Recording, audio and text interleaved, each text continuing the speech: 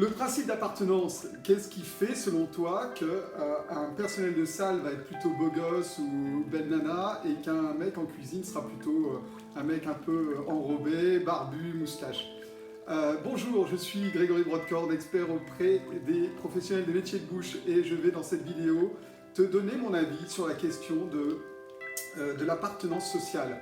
Ça signifie que tu vas être amené, de par ta fonction professionnelle, à adhérer à des principes physiques, psychologiques et moraux d'une profession donnée.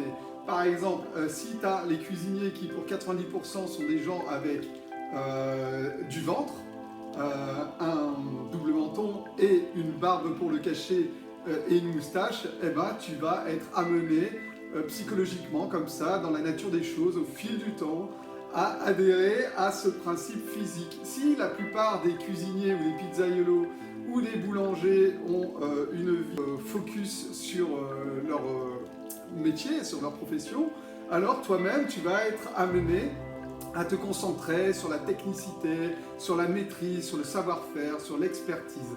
Alors que tu pourrais être au contraire amené à te développer personnellement pour pouvoir développer tes activités derrière. Tu vois, c'est cette vision qui est liée à l'appartenance sociale. 90% des membres d'une profession ressemblent à quelque chose, alors toi, instinctivement, tu vas être amené par nature à ressembler à cette population. Et c'est pas tout le temps une bonne idée, crois-moi, parce que tu remarqueras quand même que dans notre profession des métiers de bouche, il y a des choses qui ne vont pas bien. Moi, ce que je te propose, c'est de travailler sur 3 points aujourd'hui essentiels. Le premier des points, et ça c'est valable pour tout le monde, pour toutes les professions, c'est de définir l'endroit où tu veux aller dans la vie, c'est-à-dire définir potentiellement quelle pourrait être la meilleure version de toi-même. D'accord? On va appeler ça un goal. Donc tu vas définir ton goal, c'est-à-dire ton objectif de vie. Par exemple, est-ce que tu t'imagines dans 20 ans, je sais pas moi, un physique un peu athlétique? Est-ce que tu t'imagines dans 20 ans avoir des tatous? Est-ce que tu t'imagines dans 20 ans avoir comment dire, une énergie, être un sportif, voire même aborder des challenges sportifs, voire même être militant par exemple, hein? Tu vas définir tout ça, être militant dans une association par exemple, faire du caritatif ou pouvoir partager des choses avec des enfants ou avec des personnes âgées, en tout cas apporter ta pierre à l'édifice social. Comment tu t'imagines dans la meilleure version de toi-même dans plusieurs dizaines d'années? Voilà, tu vas définir ça. Ensuite, deuxièmement, tu vas le planifier. Tu vas faire un plan. Qu'est-ce que tu vas faire chaque année pour devenir cette meilleure version de toi-même? Comment tu dois te centrer sur tes objectifs? Chaque année, tu vas définir des sous-objectifs pour atteindre ce goal. Par exemple, tu vas te dire, chaque année, je dois effectuer une perte de poids significative pour pouvoir atteindre mon objectif. Chaque année, je vais devoir acquérir un certain niveau d'expertise pour pouvoir atteindre mon objectif. Chaque année, il va falloir que je fasse un certain nombre d'investissements financiers pour atteindre mon objectif.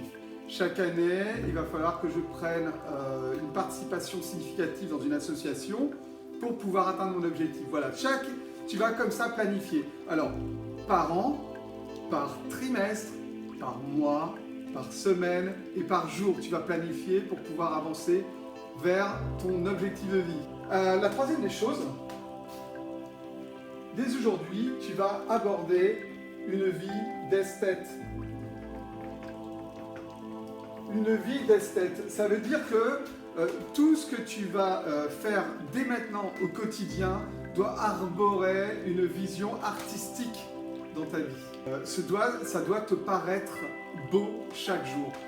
Du moment où tu te lèves le matin, que tu vas te voir dans la glace, que tu te regardes, tu dois te trouver beau.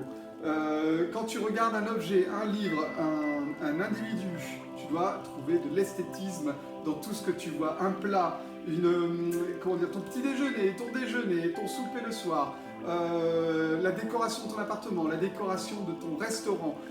Tout ce que tu regardes doit revêtir un aspect artistique. Voilà. Et si tu fais ça, alors tu vas te décrocher de l'appartenance sociale.